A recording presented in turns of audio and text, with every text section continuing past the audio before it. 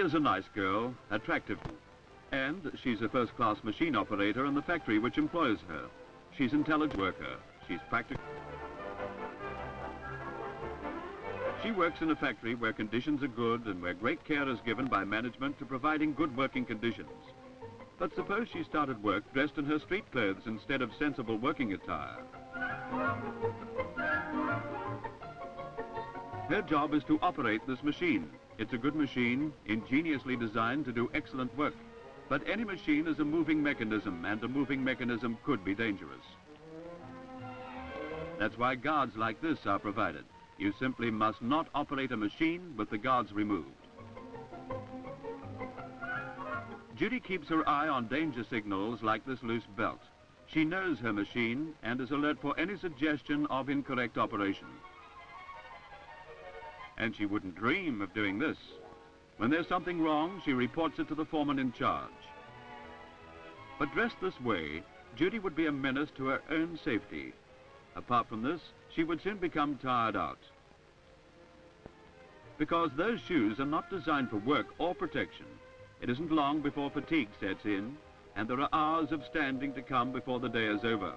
Those shoes are utterly wrong for standing, and their thin soles can make accidental treading on some object on the floor a painful reminder of their unsuitability. There's some relief to be had this way, but it can be hard on stockings if you're wearing them. In any case, the relief is momentary, that's all. Judy's skirt is charming to look at, but dangerous to work in. A full skirt like that is apt to catch on any protruding machine part, and in some circumstances could drag the wearer into her machine.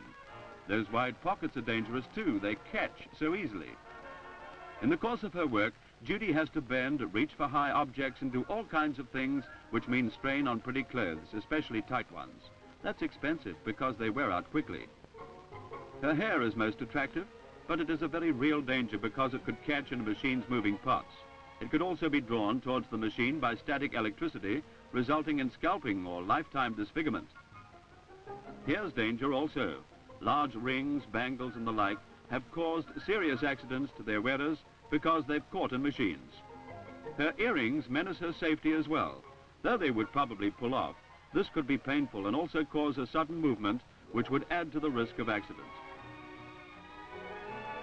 Dressed like that, Judy is a likely candidate for accident and fatigue, which in itself can be dangerous to machine workers. But dressed like this, she is ready for a safe, comfortable, and efficient working day.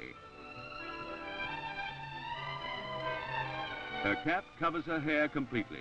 The visor on the front of it warns her when her head approaches her machine too closely. A cap like this keeps her hair clean and fresh for the end of the day.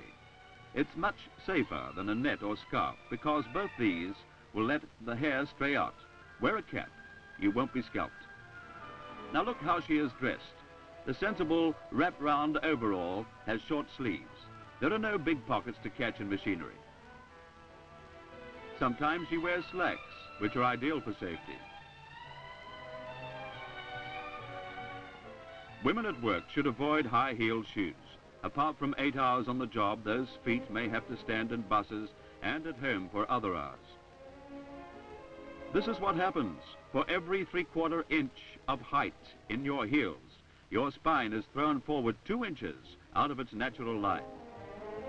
Your back and leg muscles have to contract that much to pull your body back into a straight line. It's no wonder your back and legs ache. Sensible shoes make a tremendous difference to health. The result of unsuitable shoes can be painful and ugly.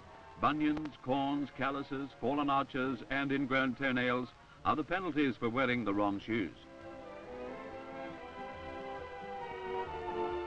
There are accident hazards too. It is very easy to slip and fall when the shoes you wear are designed for fashion and not usefulness. Falling objects can cause painful injury because shoes like this offer no protection whatever. That's a big price to pay for bad judgment in shoes. Now here is a suitable shoe. It is sturdy. It will allow your spine to keep its proper posture and thus save fatigue. It will support your arches and save your ankles. You are less likely to trip and fall. It's an economy as well because it lasts you a long time. It gives plenty of protection from falling objects. Women in industry are not intended to be weightlifters. Your employer does not expect you to carry loads like this. Or this. The law of this state limits the shall be permitted or required to lift. This is the wrong way to lift any weight, even if it's only a few pounds. Pick up this way. The strain is taken by your leg muscles and thigh muscles, the strong muscles of your body. Mr. Crosby Perrys, scientist in charge of human factors research in the Division of Occupational Health, demonstrates this principle. Let us look first at the wrong way of lifting. This is often called the cantilever or derrick method because it resembles a crane. It can be clearly seen here that in addition to lifting the object, the back and hip muscles must lift the body weight as well. In other words, the body weight is not being used to counterbalance the weight of the object. Instead of lifting merely 5 pounds, the spring balance shows that the body is lifting about 15 pounds, with consequent risk of serious injury to the lower back and fatigue. Now let us look at the correct or kinetic method. Here we see that the knees are bent and the back is as erect as possible, the strong thigh muscles taking the load. The spring balance reading is now 5 pounds, as it should be. Don't change your grip as you go. If necessary, place the load down and then change your grip on it.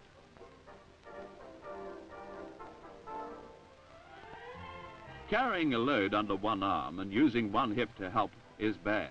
It causes strain on one side and pushes your body out of position. When it's a two-girl job, get someone your own size to help you, where girls are different in height. The shorter one will have the weight tilted down towards her and naturally endure most of the strain.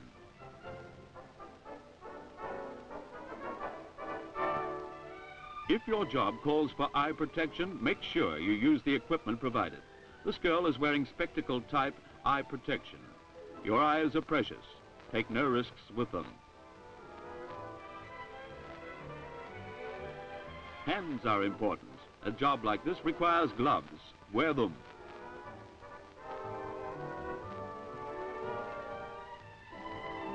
The sensible worker is dressed for her job. Sturdy, comfortable shoes, washable work clothes tailored for safety, no jewellery, smart and sensibly trimmed fingernails, and hair safely protected. Her work, and when she leaves at the day's end, she is her fresh, natural self, poised, self-reliant, capable, and above all, safe.